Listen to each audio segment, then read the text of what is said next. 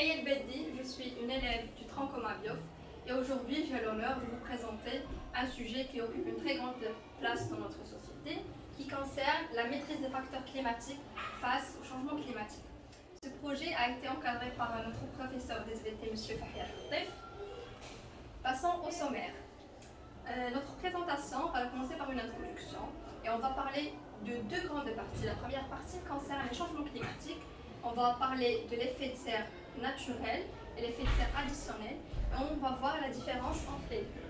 Dans la deuxième partie, on va plus s'intéresser à l'agriculture intelligente face au climat. On va parler plus de la maîtrise des facteurs climatiques et la culture sous serre. Et on va finir avec une conclusion. À travers des siècles, l'humanité a constamment dû relever des défis à court et à long terme. Son but semble essentiellement toujours le même, que celle-ci prenne constamment plus un grand contrôle sur sa destinée et son environnement. Pour les sociétés industrialisées, l'ère technologique que nous vivions présentement semble donner un contrôle inégal par rapport au passé. La problématique. La FAO, Food and Agriculture Organization, estime que la production vivrière mondiale doit augmenter d'ici 2050 à 60% pour nourrir une population encore plus nombreuse. Mais les changements climatiques s'opposent et compromettent à cet objectif. Alors l'agriculture intelligente est notre seul moyen pour pouvoir atteindre cet objectif.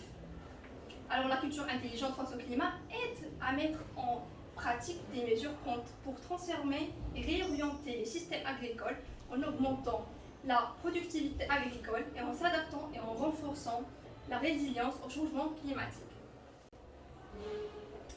Comme je l'ai dit, la première partie va concerner les changements climatiques et surtout leurs impacts.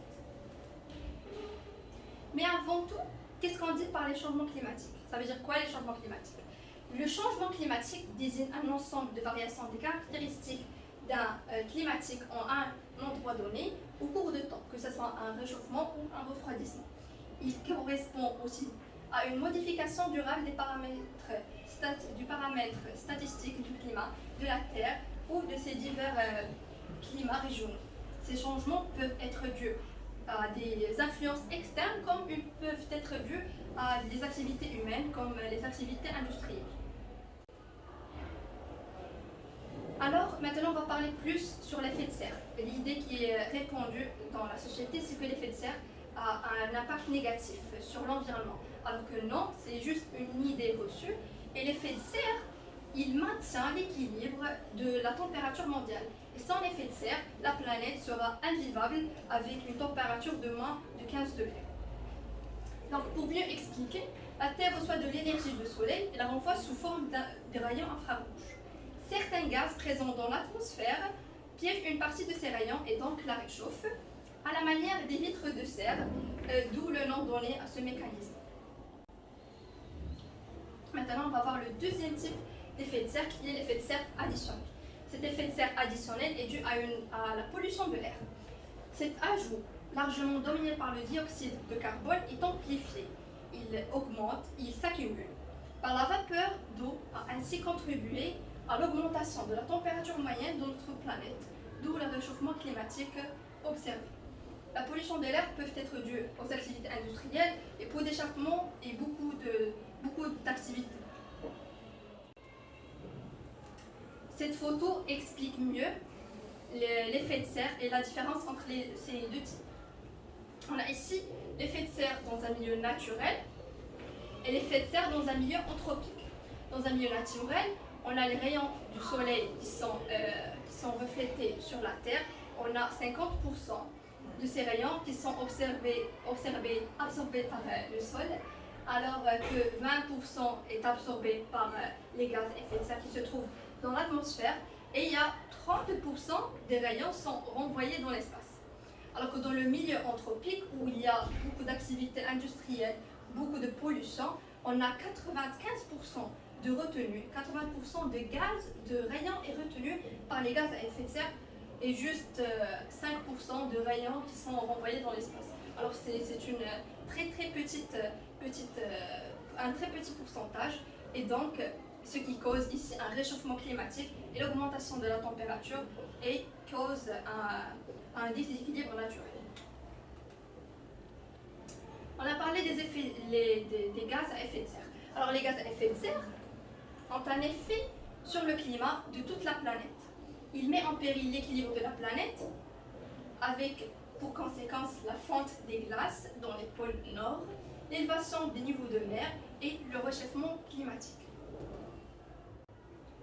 Maintenant, passons à la deuxième partie. Alors, comme je l'ai déjà dit dans le sommaire, l'agriculture intelligente est notre seul espoir et la seule manière pour pouvoir atteindre un objectif qui s'intéresse à nourrir une très grande population.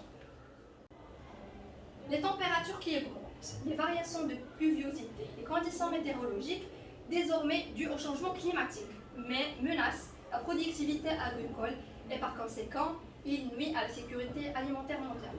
Donc l'homme est censé maîtriser les facteurs climatiques, c'est pourquoi il a créé et développé des méthodes modernes afin de contrôler le climat. Alors, même si l'homme est la première cause de ce déséquilibre naturel, il a quand même pensé à trouver des méthodes pour réorienter son comportement et essayer d'améliorer le climat. Dans cette photo, on a une idée générale sur l'agriculture intelligente. L'agriculture intelligente, ici on voit l'adoption d'agriculture sous serre et aussi l'adoption des drones pour l'irrigation. Du coup, on ne gaspille pas trop d'eau. Et du coup, cette agriculture elle est très bonne pour notre environnement.